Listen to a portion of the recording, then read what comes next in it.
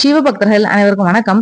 ஒவ்வொரு வாரம் சனிக்கிழமை பெருமாளை பற்றியும் ஆஞ்சநேயர் பற்றியும் பார்த்துட்டு இருக்கோம். அந்த வகையில் இன்னைக்கு நம்ம பார்க்கக்கூடிய தலைப்பு, உலகத்திலேயே விஷ்ணு மூர்த்திய ஆமை வடிவில் வழிபடக்கூடிய ஒரே சன்னதியை பற்றி தான் பார்க்க போறோம்.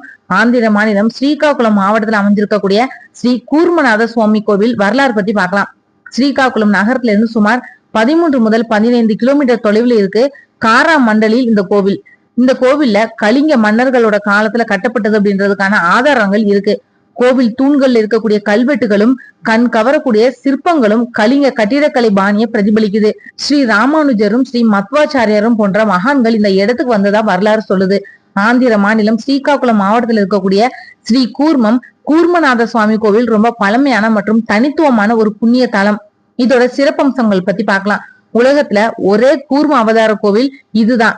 மகாவிஷ்ணுவோட 10 அவதாரங்கள்ல 2வது அவதாரமான கூர்ம அவதாரத்துக்காக அர்ப்பணிக்கப்பட்ட உலகத்துல இருக்கக்கூடிய ஒரே கோவில் இதுதான். இவரோட வரலாறு பத்தியும் தொடர்ந்து பார்த்துட்டு இருக்கோம். பார்க்கறவங்க இந்த வீடியோட இன்ட்ரெஸ்டிங்ல பிளேலிஸ்ட்ல பெருமாள் விஷ்ணு அப்படின்ற தலைப்புல பின் பண்ணிருப்பேன். உங்களுக்கு நேரம் இருக்கிறப்ப அதையும் பாருங்க. பொதுவா விஷ்ணு கோவில்கள்ல நின்ற கோலம் இல்லைன்னா அமர்ந்த கோலத்துல சிலைகள் இருக்கும். ஆனா இங்க மூலவர் ஆமை வடிவுல சுயம்புவா அருள் கொடுக்காரு. இந்த கோவிலோட மற்றொரு பெரிய அதிசயம் என்னன்னா, இங்க இருக்கக்கூடிய 2 கொடிமரங்கள் தான். வழக்கமா கோவில்கள்ல ஒரு கொடிமரம் தான் இருக்கும். ஆனா இங்க கிழக்கு மற்றும் மேற்கு அப்படின்னு 2 திசைகள்லயும் கொடிமரங்கள் இருக்கு. இங்க இருக்கக்கூடிய மூலவரோட சிலை கருங்கல்லால் ஆனது கிடையாது. இது ஒரு பெரிய ஆமை ஓட்டோட வடிவுல வால் பகுதியோட சேர்ந்து காணப்படுது. மூலவர் சிலை மேற்கு நோக்கி அமைஞ்சிருக்கு. ஆனா கோவிலோட பிரதான வாசல் கிழக்கு நோக்கி தான் இருக்குது. இது அரிதான ஒரு அமைப்பு.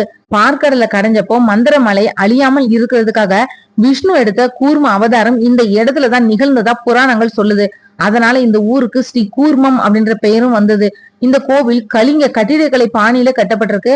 கோவிலோட தூண்கள்ல அற்புதமான சிற்ப வேலைப்பாடுகளும் இருக்கு. சோழர்கள், கஜபதிகள் மற்றும் விஜயநகர மன்னர்களோட காலத்தை சேர்ந்த 200க்கும் மேற்பட்ட கல்வெட்டுகள் இங்க காணப்படுது. இங்க இருக்கக்கூடிய தூண்கள்ல ஒன்றுல ஸ்ரீ ராமானுஜர் மற்றும் ஸ்ரீ மத்வாச்சாரியர் ஆகியோர் இந்த கோவிலுக்கு விஜயம் செய்ததுக்கான குறிப்புகளும் இருக்கு. இந்த கோவிலோட ஒரு பகுதியில அழிந்து வரக்கூடிய நிலையில இருக்கக்கூடிய ஆமை இனங்களை பாதுகாக்கக்கூடிய மையம் ஒன்னும் செயல்பட்டு வருது. பக்தர்கள் ஆமைகளுக்கு உணவளிச்சு வழிபாடு நடத்துறத விசேஷமா கருதுறாங்க. காசி மற்றும் ராமேஸ்வரத்தை மாதிரியே இந்த ஸ்தலமும் முன்னோர்களுக்கு பித்ரு தர்ப்பணம் செய்ய உகந்த இடமாவும் இருக்கு. இங்க இருக்கக்கூடிய சுவேத புஷ்கரணி தீர்த்தத்துல நீராடினா பாவங்களை போக்கும் அப்படின்றது நம்பிக்கை.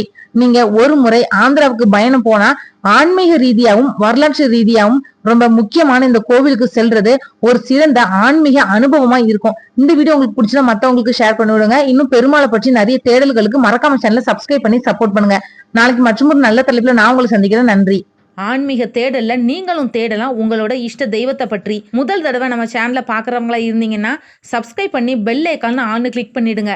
அப்பதான் நான் போடுற பதிவு உடனடியாக நோட்டிஃபிகேஷனாக உங்ககிட்ட வரும்.